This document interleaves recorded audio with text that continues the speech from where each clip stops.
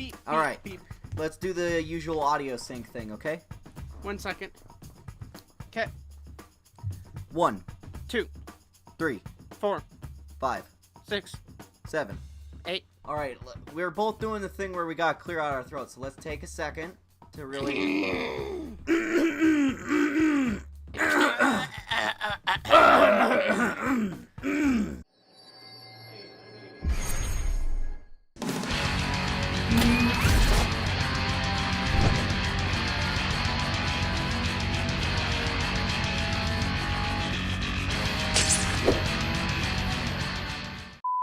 Well, this has been planned for quite a while now, but I decided now was the best time to do it.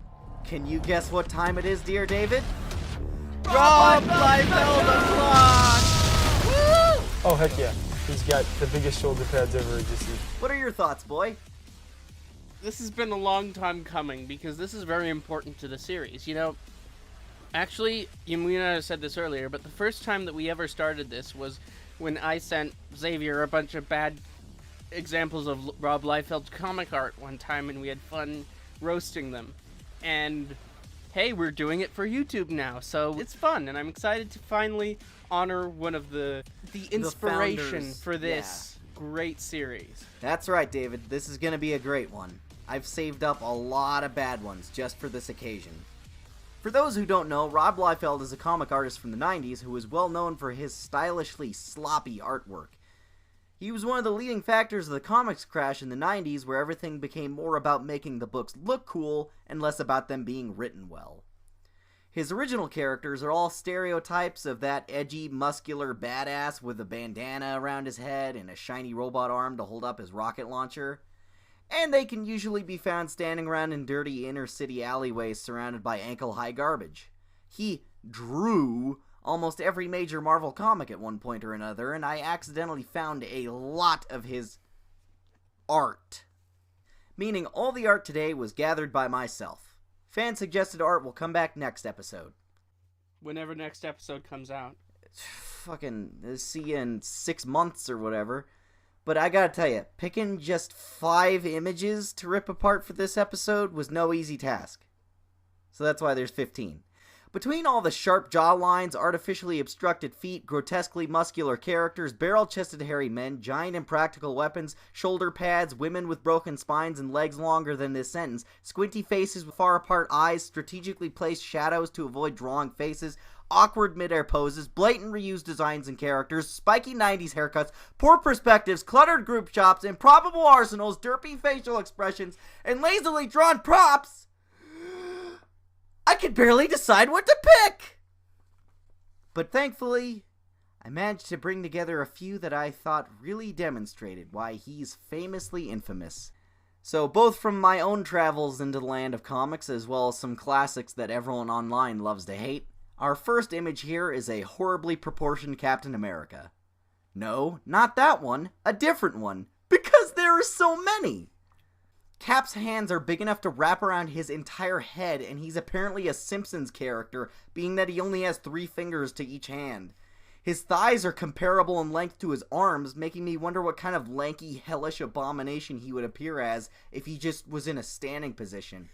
And let's not forget Scarlet Witch down here with her stylish headpiece. I think if she looked down too quickly, she'd slit her own throat with that thing. I'm glad you mentioned Scarlet Witch, because to me, her headdress looks like she took a bucket, shoved it over her head, got stuck, and then she just sort of cut out a hole for her face and just went with it. I mean, that's what it looks like to me. It looks like a plastic beach. It's like bucket. a He-Man character. I mean, it looks like Captain America's body has been stretched and rolled out by one of those taffy rolling machines. You know, one of them. How else would it explain the hideously awful proportions of his body? Also, I want it on record that Captain America's eyeballs look painted on. I just love how everyone except that one guy on the right in the bottom panel has the exact same face. They all look like they're standing in a wind tunnel and their cheeks are being blown out. Alright, let's move on to another favorite of mine. It's a dizzying assault on one's natural sense of perspective. I'd like to note how much of an effort was put into making sure everyone's feet couldn't be seen unless it was absolutely necessary. This fellow up here has an interesting anatomy, with what appears to be a knee behind the back of his leg, and a curved stance that would make him look like a torso balanced on 2 bananas from the front. Though he at least doesn't have to deal with the elephantitis that Cable has from the waist down. Them's some childbearing hips! Speaking of hips, take a gander over at this mushy, rubbery piece of shit up here that vaguely resembles Spider-Man, or more aptly, Piter-Man. At least I can go to bed at night knowing I can objectively draw a better Spider-Man than Rob Liefeld. That Spider-Man kind of looks like he has the proportions of a dog. The proportionate legs and spine of a dog. Exactly. And strength of a spider. I wonder what Juggernaut sees on the ground that makes him angry enough to grit his 343,000 front teeth down at the ground and stare directly downward with such intensity that his brows are furrowed, somehow, behind his giant impractical metal mask. Maybe it's a copy of X-Men 3: The Last Stand.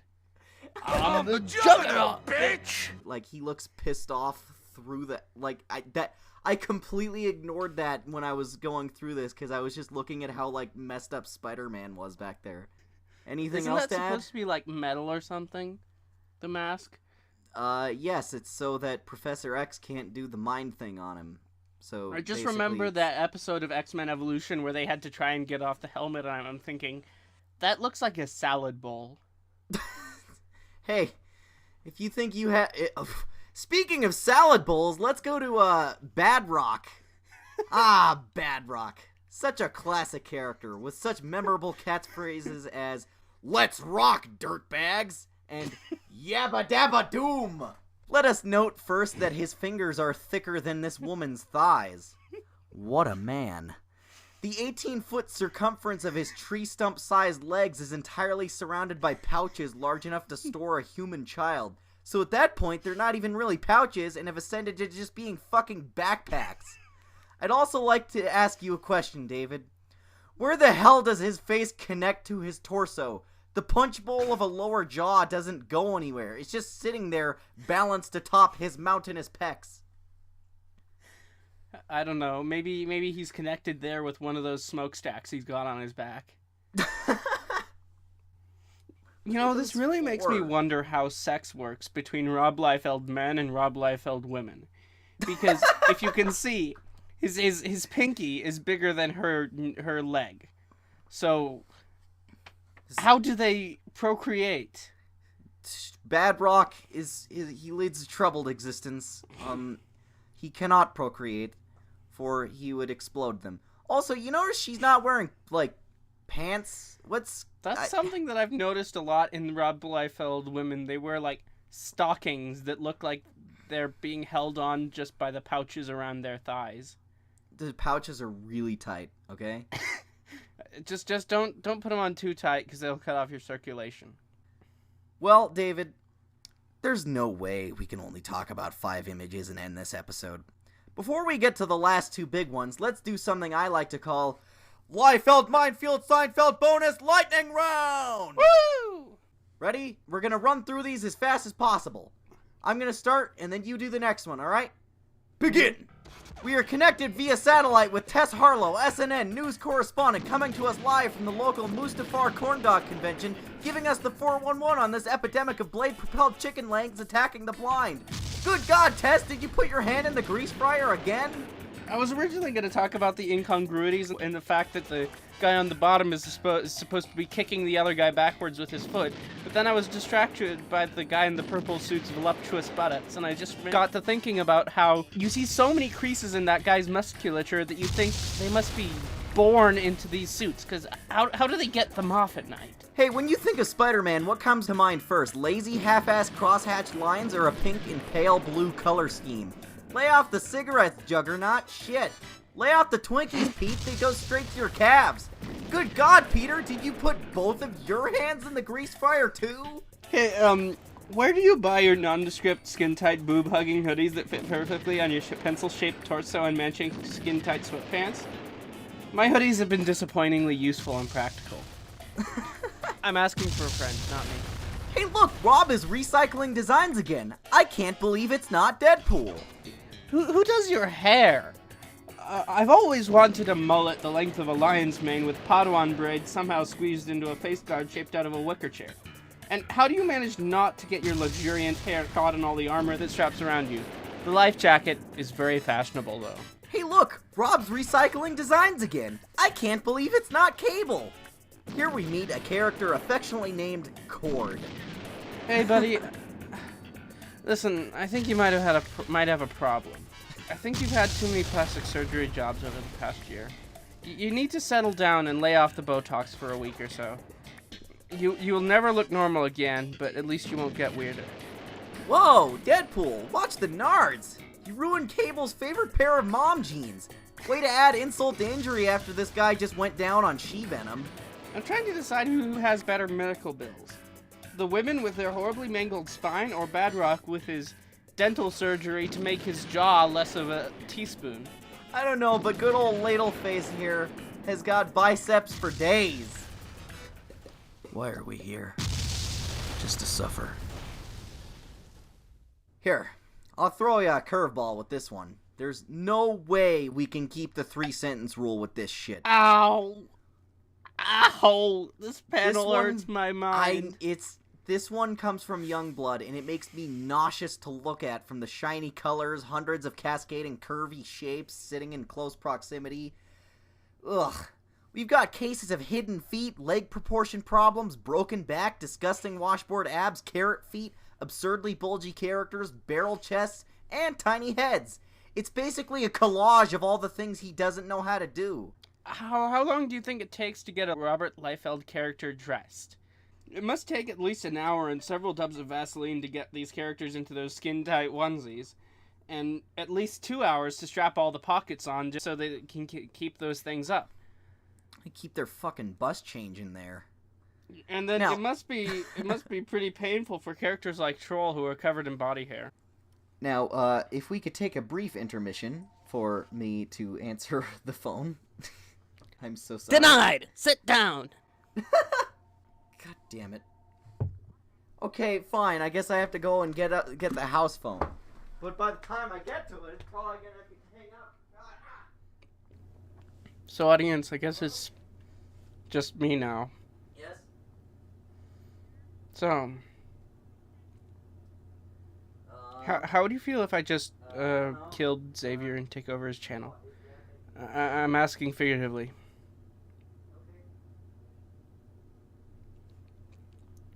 Hey, you excited for that new Wolverine movie? That looks pretty cool. Hey, I'm in the middle of something. Please subscribe to Davidian Productions. I need subscribers. Okay. Oh, my phone's ringing now because he's calling me. That's great. So, how's your day? I guess I'm just gonna have both phone conversations at the same Mine's time. pretty good. Hey, how you doing? Well, not that good, but you know. On the other phone, yes. You guys want to talk to each other? I'll hold the phones together like that Spider-Man book.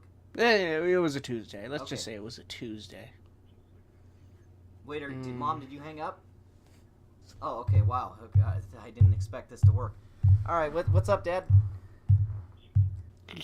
Dang it. GodzillaMendoza just went offline. I'd settle for Chubby's for dinner. What do you think? All right, that sounds fine. I'll totally take that. How about that, Mom? What am I doing with my life? Chubby's. All right, cool, great. I'm glad we could come to this. All right, I'm sitting here. All right, Skyping I with a hope you person guys who know isn't this even is on going the in a other end, video. recording Thanks. lines about pieces of art made by people who are way more successful and wealthier Fuck than my I am. life. It'll ever Hey, be. what's up? David? David? No, I was originally intending that to be funny, but then it just came out depressing No. and sad, which is what David. it actually is. No! What a fantastic time for my internet to break down. Oh, hey, you're back, finally. You didn't stop recording, right? No, I just had a nice chat with your audience. Oh, that's great. Well, you know what? As soon as the internet disconnected, I got a call from both of my parents at the same time on 2 different phones. and then had to do a whole thing. Cool. Well, with the way comics are written, David, having the author describe the action in the panel and the amount of characters in it, as well as the dialogue, I can't help but imagine Rob getting a 9-paragraph summary for this page and replying with a stern, "Fuck!" as his backwards baseball cap falls off and he spills his box of X-Men pogs. You gotta feel for the guy, because the writer behind this image isn't doing his job either, and he has no idea how the flow of a scene works in comics. This layout was a visual assault from conception. But then I remember, Rob wrote Youngblood too, so fuck it. Well, it's time to cover the big Rob one. Double whammy. Well, it's time to cover the big one, David. Are you ready? What is I am. arguably Rob Liefeld's most popular piece. This one belongs in a museum.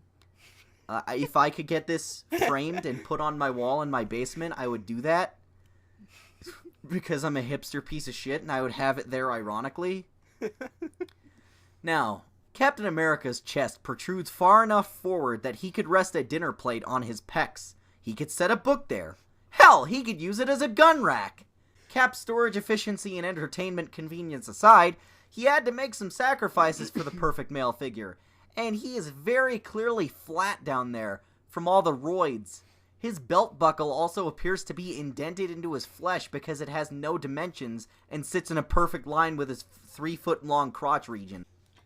Is it just me, or do I see a little bit of, like, Rob Liefeld in the jaw here? You ever notice that Rob draws himself all the time? I feel like he's drawing himself into this. I think this is how Rob Liefeld sees himself, or would like to see himself one day. This is the man he aspires to be. Yes. I Rob- like to think that, at least. It's a little bit of fun. I like to imagine that Rob himself has a giant framed version of this photo somewhere in his house, and it's surrounded by right in front candles. of his exercise equipment, so he can get some inspiration when he needs it most. He's just going at it on the treadmill, going, "I'll be like Steve one day. I just need to keep doing enough squats." Now, And never skip leg day. Do nothing but leg day. Also, I'd like to draw attention to a couple of smaller details. He might need to check his under his pecs as well, because there seems to be a couple of lumps there that might be cancer. And finally, the star on his chest is horrifically lopsided. Are you sure you put your suit right on? I mean, I know it takes the better part of a day, but you'd probably need to make it right. Like, his shirt is just crooked, and that's why... Well, hold on. Why is the star facing towards the audience? What the fuck is happening with his chest? Like, I've seen countless diagrams and x-ray views drawn to express just how silly this is. The fact that Rob proudly signed his name on this is astonishing. The fact that everyone else working on the book at the time saw this, colored it in, formatted it, printed it, and sold it is absurd! Not one person along the chain of command told him, "This is weird looking, guy." This guy's career is still going. He keeps doing cover art, and he's always talking about relaunching his old series for no reason in particular, and all I can say is, that's great! Rob Liefeld's radical, tubular, extreme nonsense is a joy to mock. He's a genius at being bad, and he should be celebrated. I compare his artwork to the works of such master filmmakers as James Nguyen, Neil Breen, and Len Kabaczynski. Yes, it's got flaws out the wazoo, but how many laughs have been had talking about it and picking it apart? I hope this guy draws comics forever. Not comics with characters that I like, but you know what I mean. And hey, let's be honest, we can all mock and point fingers and laugh all we want, but Liefeld's rolling in cash and living it up while his most famous accidentally cool thing rakes in money from comic sales and movie tickets. That's right, I owe Rob Liefeld a lot, since he created one of my all-time favorite characters, and he's even the biggest contributing factor to the creation of this series you're watching now, dear audience. So, cut the guy a break, would ya? I mean, poke fun at his drawings all you want, but the man himself isn't so bad. Now, I do agree with that, from a certain point of view. I think that laughing at Rob Liefeld comic art has given me hours and hours of pleasure. And it has given me so much material as a comedian, and without it, we wouldn't have a job. I get it. I like, ironically, bad stuff too. I like Troll 2. I like Batman and Robin. But you have to draw the line somewhere. And that line is when Rob Liefeld gets a 7-figure movie deal. That's right. This past January, Rob Liefeld signed a deal signing off the rights to his, what was it, Awesome Comics line? Yep. And Akiva Goldsman, writer-producer of such epic masterpieces as Winter's Tale, Batman and Robin, The Da Vinci Code, and I, Robot, has been signed on to be a writer-producer on this epic cinematic universe. That's right, they intend to launch a cinematic universe based on his idiocy. And if you don't think that this may spell the end of comic book movies as we know it, you're crazy. Oh boy, you can't you wait for Evangeline is already getting a movie directed by Akiva Goldsman.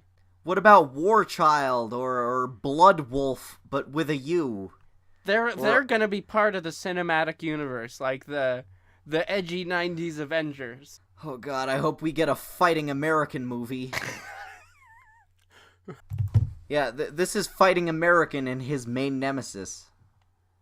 What's his name? Is it Red Skull? Probably. It's Black Skull. Black Skull. Oh, so it's like that guy in Arkham Origins who was just the Joker. Alright. Yeah, Rob's gonna kind of ruin movies soon, but you still gotta admit, he's a better writer than Dan Slott. Hey-oh! Boy, I'm gonna get some angry comments for that one. See you next time, folks. I don't know who you're talking about, so bye. And don't worry, we've got plenty more where that came from. See you next time.